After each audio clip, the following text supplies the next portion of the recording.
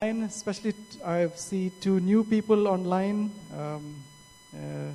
Azumta and Lizzie. Two new people. If you're new, please chat in the chat box so we can get to know you. Would love to get to know you more better. Welcome again, and especially for those who are here too, a big warm welcome to all of you. All right, title of today's sermon is called A Burden Bearer. A burden bearer. Once there were two monks who were walking down the street. They were going to a village and they reached a river they had to cross. When they reached the river, they saw an old lady sitting there and worried, didn't know what to do. So the two monks asked the old lady, "What are you doing? Why are you worried?" She said, "I need to cross the river, but I can't do it." So these two monks said, "We'll help you."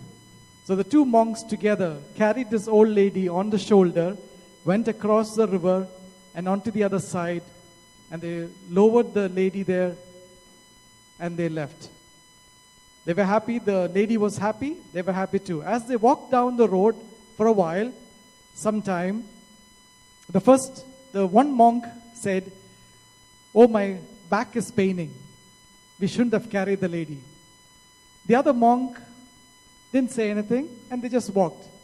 Some more distance passed by, and then that first monk again said, "Oh, now my shoulders are paining. I shouldn't have carried the lady." Some more time they walked. The second monk is still not talking anything. He is just happy. Few more distance, and then this first monk said, "You know what? It was a disaster carrying the lady. My full body is paining." And then the second monk still didn't say anything, and they moved on. After some time, the first monk collapsed on the floor and said, "I'm going to die. I shouldn't have carried the lady. I shouldn't have carried this lady. My back and everything is paining and hurting." And the other monk looked at the first monk and said, "You know why your back is still paining? Do you know why your shoulders are still paining? It's because you're still carrying the old lady. I left the old lady in the shore many kilometers away. You're still carrying her. That's why you're still burdened and your body is paining." So sometimes we need to leave our burden.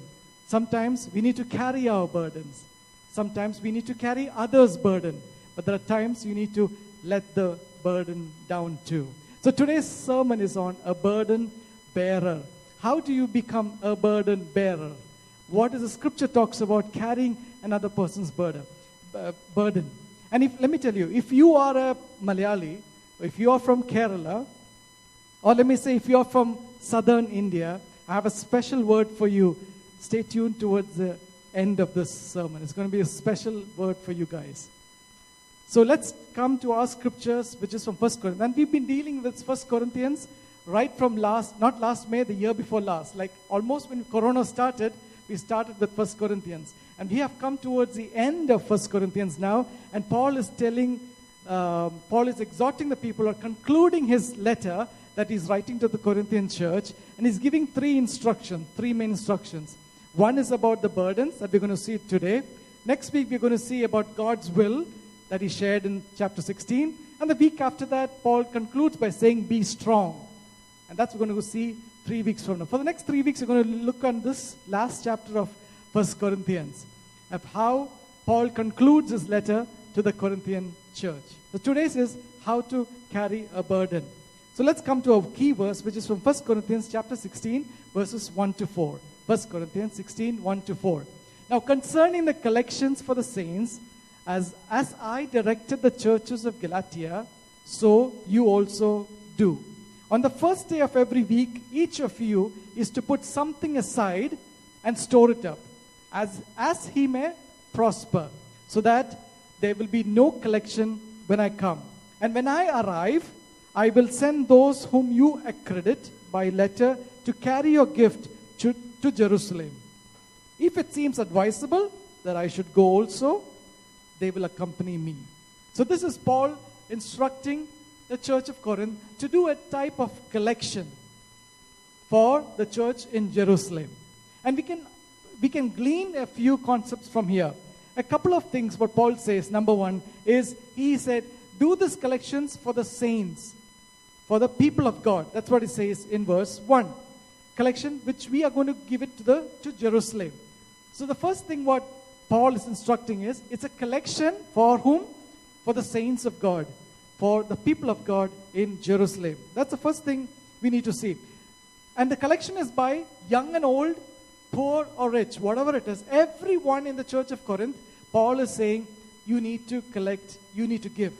Anybody in the church, everybody in the church needs to bring something so that it can be collected for the church of Jerusalem. We're going to see as to why they were doing it also.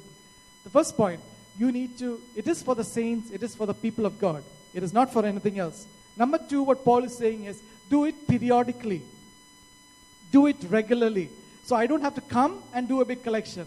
He said, do it periodically. Means every time you come to meet as a church, they used to meet at the first day of the week, which is Sunday.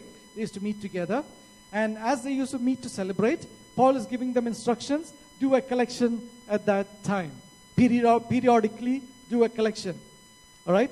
Number three, we see that Paul is telling, as you prosper, as you increase, or it's like according to what you have, you give.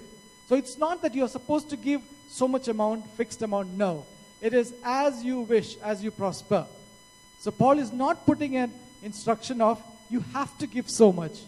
It is as you wish. So it is for the people, it is for periodically, and it is a percentage, or it is according to what you have given. Okay, a proportion of what you've received. And number four, Paul says, it will be taken by the people whom you say to be taken. Or it won't be taken by Paul. You don't give it to Paul so he can take it. No.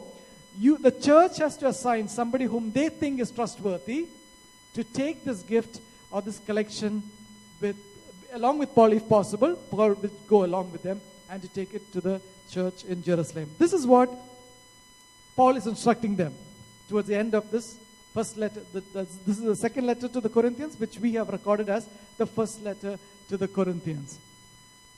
So it is for the people to be done periodically, to be done according to the proportionate to what you receive or the income that you have, and it is to be done or to be handed over to somebody whom you select who is trustworthy. Some people call this as a grace. There is an acronym which someone said, grace. Grace means, it is not the meaning of grace, but just for you to understand, it is giving regularly as Christ enables. Giving regularly as Christ enables. That is the acronym of grace. Well, you don't have to believe that, but it's something for you to remember. Now, this incident or this collection which Paul arranged or Paul initiated for the church in Jerusalem is mentioned in many of the narratives. Like, for example, in Romans chapter 15, verses 25 and 27, Paul tells to the Roman church the same thing. At present, however, I'm going to Jerusalem bringing aid to the saints. For Macedonia and Achaia have been pleased to make some contribution for the poor among the saints at Jerusalem. For they were pleased to do it, and indeed they owe it to them. For if the Gentiles have come to share in the spiritual blessing, they ought also to be of service to them in material blessing. So you see, Paul has already told Galatia to do this, to collect. Paul has already told to Macedonia and Achaia to do it, and they collected. Now Paul is telling to the Corinthians to do the same kind of collection. So you see, it's kind of a global initiative where he is telling the various churches that he went to and to collect it. Now, you know what? This is so global and it is so key in one of Paul's missionary ministry that nobody preaches about it. I wonder why nobody preached about this collection part. It is recorded in Corinthians, it is recorded in Romans, it is recorded in Ephesians, the Galatians church has it. So, and Acts of the Apostles is mentioned all about this collection and this gift that is being brought to Jerusalem, the church in Jerusalem. But nobody preaches much about it. But we're going to see some great truths today from the scripture. So, and let's look at Acts, how he comes now. With all his gifts, Paul is coming. In Acts, it's recorded. Acts 24:17. This is the real thing what is happening. It says, now after several years, I came to bring alms to my nation and to present an offering. This is now Luke recording in Acts that the gift now has arrived in Jerusalem. Or this is the time when he was getting arrested, and he's saying why he came to Jerusalem back again with gift, with a collection that was sent from the churches. Now, so remember, this is not a tax. A lot of people think this is like a tax which the Gentile church had to give to the Jerusalem church. No, it was not a tax. It was a one-time gift and offering. And some scriptures, some portions, Paul says it's an offering. Some portion, Paul says it's a collection. Some portion, Paul says it's a service done.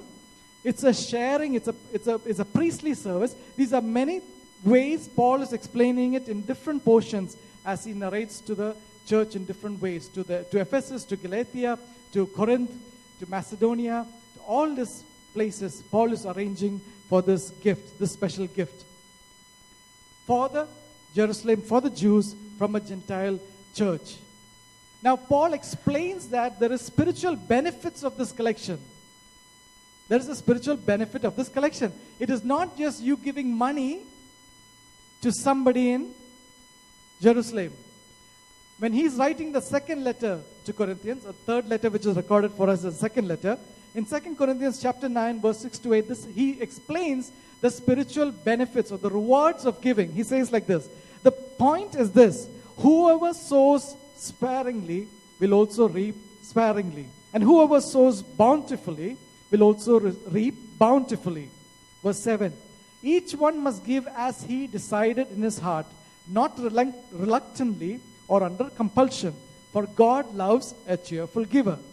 And God is able to make all grace abound to you, so that having all sufficiency in all things, at all times, you may abound in every good work. Now, I know this scripture is taken and we explain it for tithing.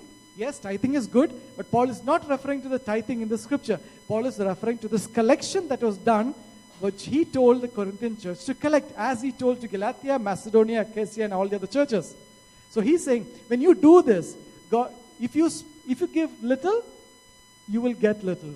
But if you give bountifully, you will get back bountifully. So God is able to make all grace abound to you, so that having all sufficiency in all things, at all times, you may abound in every good work. See the benefits of giving. Benefits of giving. That you may abound all the time, every time. So that is the benefit, the spiritual benefit of why we need to give. Paul is explaining to the Corinthian church why we need to give. Now, reason why. Why was this collection taken?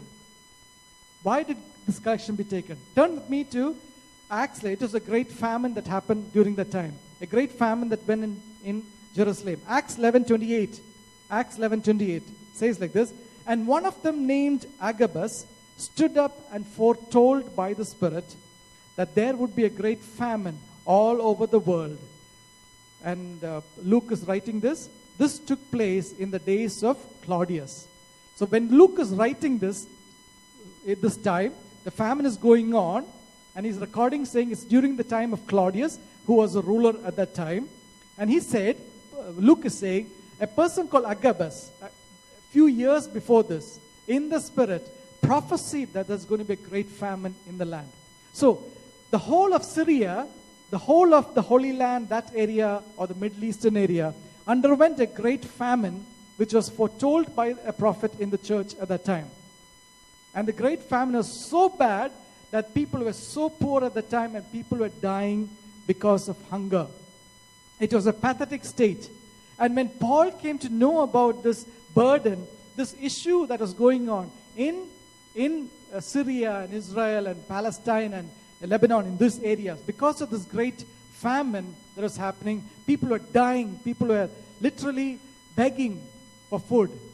Paul said, I need to do something. I have to do something. Let me raise this up. Let me raise awareness among it in the Gentile church, so we can collect something and we can bless the church in Jerusalem. That is the burden that Paul had, to bless the church in Jerusalem. When he came to know about it, he wanted to do it. So this is the reason. And this happened all over the world. All over the world means at that time, all over the known world. Probably the Roman world at that time.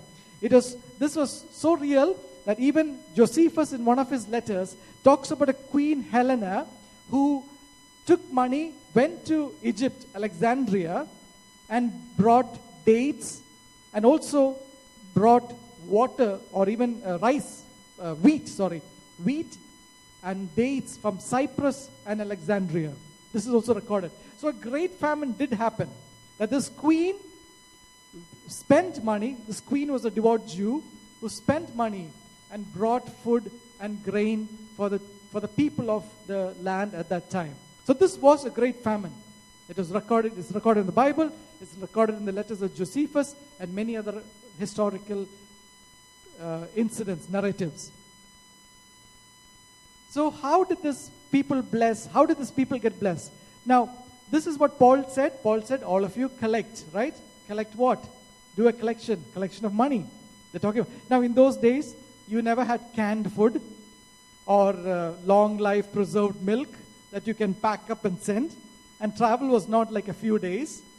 So the best way, which doesn't get spoiled probably, would be money, which can be carried from different churches. So this money, the Roman coinage system. Do you know the Roman coinage system? They had this coin system which started 4 BC. Before Christ itself, the coin system was there. They had different kinds of coins which are made by real. Some coins are made by gold. Some are made by silver. Some by bronze, by brass, different metals. And there's a real metal coins. They are the ones who introduced this coinage system to the world. And one of the coins' name is called the sesesteri. So sesesterti. That is one of the coins. And the other one is called denarii.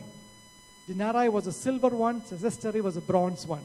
And the sesterti coin is what is renamed as a sterling. The Britishers adopted the same coin term and they called it sterling. And people still use it now today. And denarii is still used in the Middle Eastern area, where a lot of countries around this area have the currency still called dinar. The Iraq has it, Bahrain has it, Kuwait has it, a lot of Algeria, Libya, they all have dinar as their currency coin, which all originated from this Roman coin at that time. The denarii was a silver coin. Of course, silver started degrading after some time, so they stopped producing that. That sesterti, or the sterling coin, which was the brass, copper, that was more in use at that time. Why am I saying all this? If Paul had a collection taken, and coins was the money or the currency at that time, and it was collected periodically, and it was for a nation or a church in Jerusalem, which had more than 3,000 people already in the first day, and if you had to feed all these people or get money, can you imagine how much amount of coins would have been collected? Can you imagine that? Just think about it. We didn't have Western Union to transfer money. We didn't have a bank system to transfer money online. And you click the button and boom, the money is there in our hometown. It wasn't there. They had to carry these coins from Galatia, Macedonia, Corinth, to Jerusalem by hand. They had to carry it. It could be sacks. It could be treasure boxes. I don't know. We don't know. That doesn't record. Bible doesn't record of how much money they collected or how much. But I know definitely it was so big that 9 people had to carry it all the way. 9 people had to do it. Look at Acts 20 verse 4. These are the people who came with the money. Sopater, the Berean, son of Pyrrhus, accompanied him, and of Thessalonians, Aristarchus and Seducus, and Gaius of Derbe, and Timothy, and the Asians, Tychus and Trophimus. These are the people who accompanied Paul at that time, taking them. There were 8 people mentioned here, and probably even Timothy would have joined at that time, or Titus would have joined at that time with Paul too, but it's not recorded here, but probably Titus came. Now see, all these people are from different areas. They have mentioned who are these accredited people from different areas who are coming. So from the church of Galatia is there, from the church of Thessalonica is there. So these are from the assigned people, the accredited people to carry this money coming. So all these people carrying this money from, let's say from Rome side, from the Greece side, from the Turkey side, all the way. They used to, when Paul went by ship, so probably Paul came with these people in ship. Now imagine carrying this in the ship. The ship journey is not like the modern cruise boat that you have. Those days were wooden boats. Those boats probably stinked. Those boats, those ships at that time, probably is leaking in one end. People are throwing up on the other side. It's a mess. It's a horrible way to travel. And these 9 people or 8 or 9 people carrying this money, imagine, there had to be so much people because they could have been robbed. So I don't know, these people carried weapons with them. Probably in those days people did carry weapons when they traveled, whatever. They had this sacks of gold. They didn't have customs officers or immigration officers probably to check it out. Maybe they didn't have, they had it, we don't know. But imagine all these situations that you would go through to carry this money, this gift, all the way to Jerusalem church. And it's not one day or a few days or a week. It used to take months to travel by sea. And imagine the sea is like tossing. If the storm comes, the sea is tossing up and down, water leaking, people throwing up here and there. And it is bad. But yet, in spite of which, these people sacrificed to God. They left their families behind, all these people. These were all Greek people, most of them. They left their families behind to take this gift all the way to the Jerusalem church. Going through a lot of trials and tribulations so that this amount of gift or the collection could reach the church in Jerusalem. Imagine that. They went through all this pain to take care of the suffering of a church which was in Jerusalem which needed help. And Paul went with them too. Finally, Paul decided and he also went with them. 9 people carrying money, sacks of money probably, boxes, it used to be big boxes, treasure chests into the promised land. And the pain they went through. We need to look into the burden of others. When you see burden, when you see people burdened, when you see a person in church having an issue, having a problem, anywhere, we should have some kind of burden to help that kind of person. And that is what Paul is encouraging them here. Especially the Gentile church. There was a difference of opinion between the Gentile church and the Jewish church at that time. Paul wanted to bring them both together.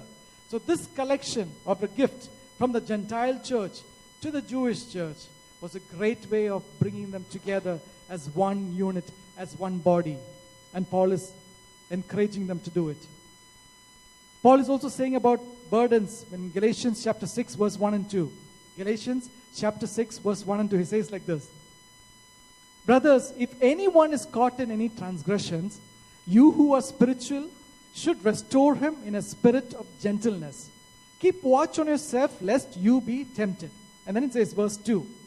Bear one another's burdens and so fulfill the law of Christ. Bear one another's burdens, so fulfill the law of Christ. So Paul is telling each one, what Paul is trying to say? Everybody has some kind of a burden. That's what Paul is trying to say here. Everyone. And he's talking to the church. You all have some kind of a burden. But you as a believer should be able to bear another person's burden. And the great example that Paul is doing in his lifetime is to this collection which he is taking from the Gentile church to the Jewish church.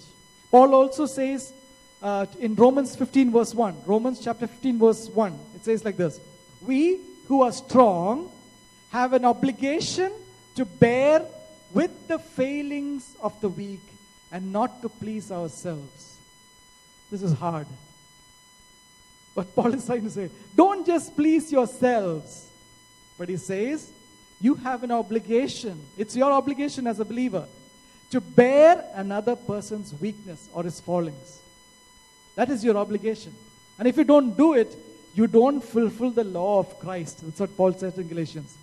If you bear another person's burden, you fulfill the law of Christ. And I want to encourage all of us here today, all of you who are listening, that we need to bear another person's burden. Those who are spiritually sensitive, you can sense it when some person goes through certain issues.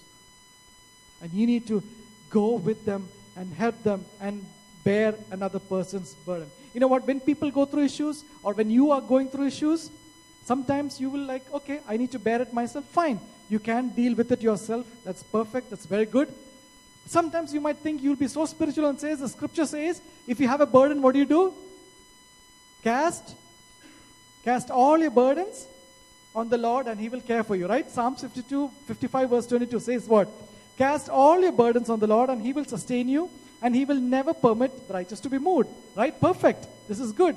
I like the fact that Paul, that you will cast all your burdens unto the Lord. It's very good.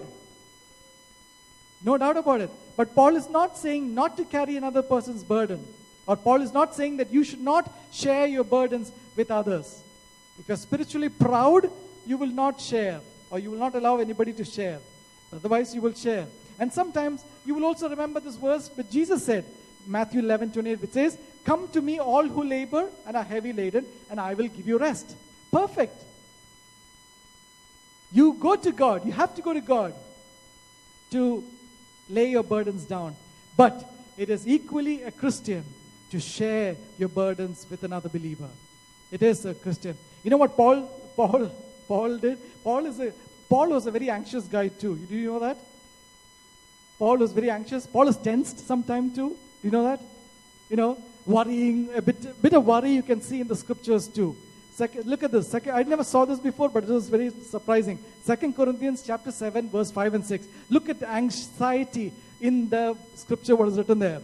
For even when we came to Macedonia, our bodies had no rest. No, we are not resting. You're not staying. Your mind is running probably, you know. But we were afflicted at every turn. Wherever you go, you're afflicted. Fighting without and fear within. Look at that. You're fighting in the air. I don't know, maybe he's fighting in the air. Some kind of battle he was fighting. And fear within. So Paul, who wrote most of the scriptures in the New Testament, here he is anxious and he's fighting with fear, with anxiety. He's dealing with anxiety here. And how does he do it? How does he solve it? He says, next verse 6. 2 Corinthians chapter 7, verse 6. But God, look at this. But God, who comforts a downcast, who comforts a person who's depressed or downcast, but God who comforts the downcast, comforted us by the coming of Titus. Now, we don't know what's the issue at that time which Paul was so worried or so anxious about. But he was burdened and heavy burdened. And God comforted Paul in this anxious situation, or the depressed or the downcast situation of his. Paul was comforted by God through Titus. Through Titus. So if God can use a fellow believer to comfort Paul, let me tell you, you and I can be instruments to comfort others. And let me tell you, others in your church or your family can be instruments to comfort you also. If you're going through issues, share it with somebody. Share your problems with some believer, some strong people, so that you can be comforted together. Just like how God used Titus to comfort Paul, probably God can use you or use your church members to comfort you. There's once a husband who came and said, I don't want to go home. You know why? I don't want to go home because every time I go home, my wife is waiting to pour out all the burdens that she's going through. Is that bad or is that good? Actually, it's a good thing. It's a good thing that when the husband comes home, the wife will share all the burdens. It's good. That is carrying one another's burdens. So that you can listen to those burdens and share together in those burdens. Not to be depressed together, but to bring another person out. To help the other person out. You're not dumping your burdens on another person, but you're actually debriefing. You're actually getting together on these burdens together. It is caring and empathy that you have together. Carrying another person's burden. So that you can rejoice together. If you're crying, you can cry together. That is what Paul is talking about, bearing another person's burden. So 1 Thessalonians 5:11, Paul says like this. 1 Thessalonians 5:11, he says, therefore, encourage one another and build one another up just as you are doing. So Paul is encouraging the Thessalonian church. What is it? Encourage one another and build each other up. Look at that. So are you ready to carry another person's burden? Can you do another person's burden? Can you be like Paul who is sensitive to see that a famine in the land far away? I know this church, I'm so happy because sometime back when the corona situation was getting back, you guys sponsored 5 bikes for a mission in the Indian Evangelical team. You guys sponsored 5 bikes. So praise God for that. You guys stood up. This is beyond your tithes you gave. So praise God for that. You guys stood up and you took part in that Roosters for Pastors program too with the COVID situation. And it is a blessing. I'm sure it has blessed so many people. This kind of collection, it has blessed people. So praise God for that. And those who are given will never lack anything. I'm sure about it. But this is what I want you to understand. Now think with me. Now don't lose this part. This is the most important part. I told you, if you're a Malayali or a South Indian, don't miss this part of God's word. Remember, Paul took the collections from where all? Paul took the collections from Macedonia, Achaia, Corinth, Galatia, and probably from many other places also, which we don't have recorded, but we know it's recorded so many people. 9 people had to carry all these gold coins, or copper coins, or silver coins, whatever was the coins given. They had to carry it for months and take it to a place called Jerusalem, where the church of Jerusalem was there, and they were in poverty because of the famine at that time. Now, I am sure that this money, that when they reached Jerusalem, it was distributed, I'm sure, it was given out, I'm sure, and I'm sure that this money was there. It helped the people at that time to buy food or from anywhere else, wherever they could get. I am sure this money helped. But remember one thing, if it didn't help them get money or food at that time, this money definitely helped them to go to another place where they could get food. So imagine this. This money that was given to the Jerusalem church at that time helped the apostles at that time to go to another place and get money or do God's work. Which means probably the money that one person gave in the Macedonian church, if it is 1 copper coin, if that money reached the hands of Apostle Thomas at that time, that money helped Apostle Thomas to go all the way to Malabar and plant the church there. Imagine that. 1 coin that came from Macedonia reached Jerusalem, and that 1 coin would have helped Thomas to reach Cochin or Kerala to plant a church there.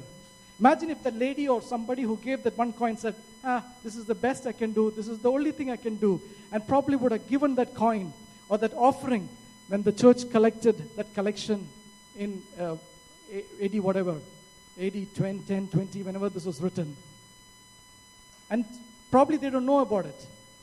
But that 1 coin would have helped Apostle Luke to go to Alexandria, the apostles that went to Somalia or to Sudan or to Eritrea to plant churches there, the Apostle Thomas that went to Cochin. I don't know which route Apostle Thomas took, whether he passed by Kuwait, because Kuwait had a port at that time which linked to Cochin, and we know of the trade that happened here. Did he pass through here with that money to go to Cochin? I don't know. But we know one thing, that this money definitely dispersed and helped the church to disperse and to go to different place and plant different church.